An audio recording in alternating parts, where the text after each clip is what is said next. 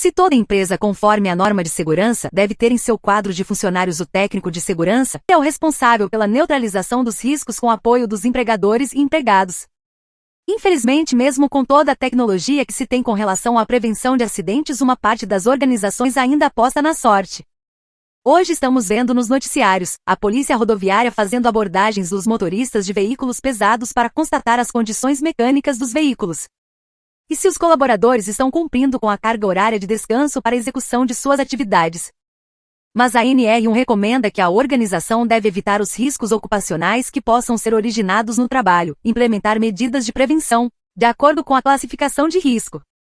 Mas parece que as empresas preferem sofrer abordagem policial que vai gerar custo, do que privilegiar o trabalho do técnico de segurança que tem a função de neutralizar esse tipo de não conformidade. Você já parou para pensar nisso?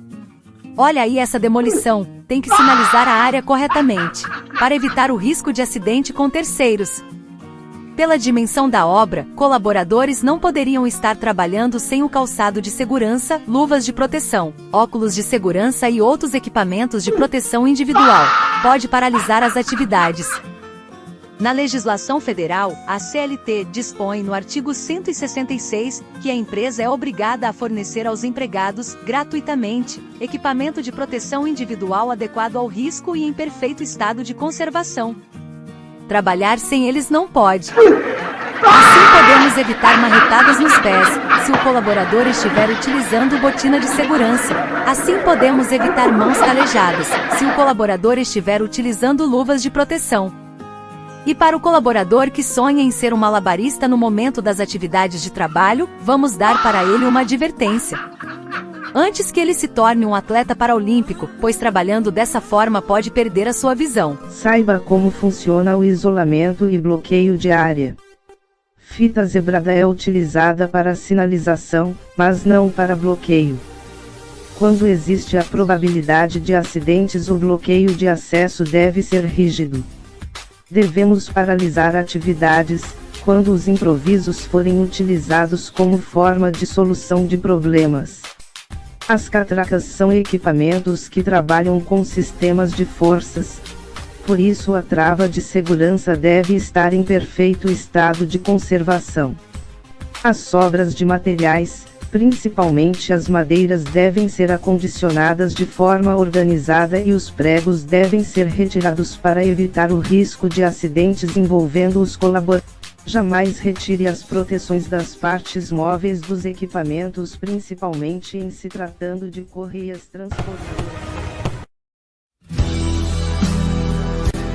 A proteção coletiva deve prever a adoção de medidas que evitem a ocorrência de desmoronamento, deslizamento, projeção de materiais e acidentes com máquinas e equipamentos.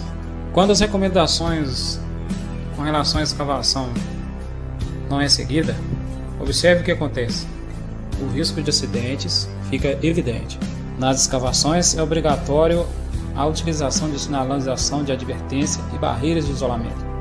Em todo o perímetro da escavação, quando houver circulação de pessoas na parte superior da escavação, deverá ser instalada um guarda-corpo. O serviço, bem planejado, seguindo os procedimentos de segurança, evita situações indesejáveis de risco de acidentes.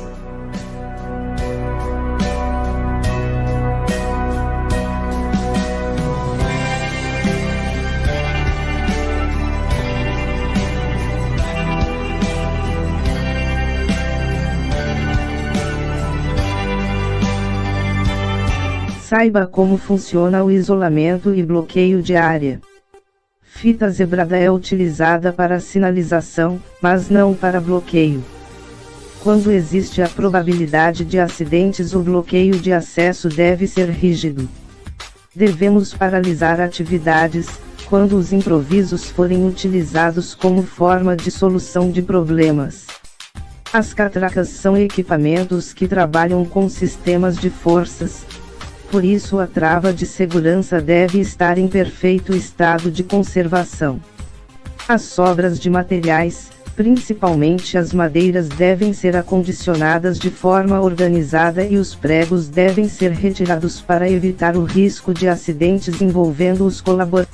Jamais retire as proteções das partes móveis dos equipamentos, principalmente em se tratando de correias transportadoras. O Ministério do Trabalho e Emprego estabelece a obrigatoriedade do kit com todo o material necessário à prestação imediata de socorro. Também dispõe que os equipamentos devem ser guardados em local apropriado e estar sob a guarda de um profissional capacitado para esse tipo de atendimento médico. Em algumas empresas podemos encontrar a caixa vazia e em outras simplesmente não tem. Existem casos onde temos a caixa que está com remédio para dor de barriga, dor de cabeça entre outros, mas todavia em se tratando de primeiros socorros o que a caixa deve conter é produtos antissépticos e esterilizantes, como soro fisiológico, solução iodada, álcool, água oxigenada e sabão líquido bactericida. Instrumentos como tesoura, pinça, luvas cirúrgicas, máscara de proteção facial e termômetro. Também deve dispor de equipamentos que devem ser guardados em local apropriado e estar sob a guarda de um profissional capacitado para esse tipo de atendimento médico. Se não identificou a caixa de primeiros socorros na empresa, procure saber onde ela está. Hoje o nosso DDS está voltado para o controle do risco na falta do sistema de proteção contra risco de queda de altura. Se você não fizer o guarda-corpo na sua totalidade, o colaborador pode sofrer a queda, podendo sofrer um acidente grave ou até mesmo fatal. O risco de queda pode ser de mesmo nível ou até de nível diferente. Na maioria dos casos, os acidentes com queda de altura são provenientes da falta de controle. Às vezes pode ser por uma atividade em andaime que está sendo executada e o mesmo não está liberado. Ou pode ser até mesmo uma abertura no piso, que foi executada e não foi executado o bloqueio, vindo o colaborador a pisar em falso vindo a sofrer uma queda. Para neutralizar a condição de acidentes relacionados ao trabalho em altura, verifique os pontos vulneráveis e faça os bloqueios necessários. Existem meios necessários de execução de atividades, não improvisando ações que possam terminar em tragédias.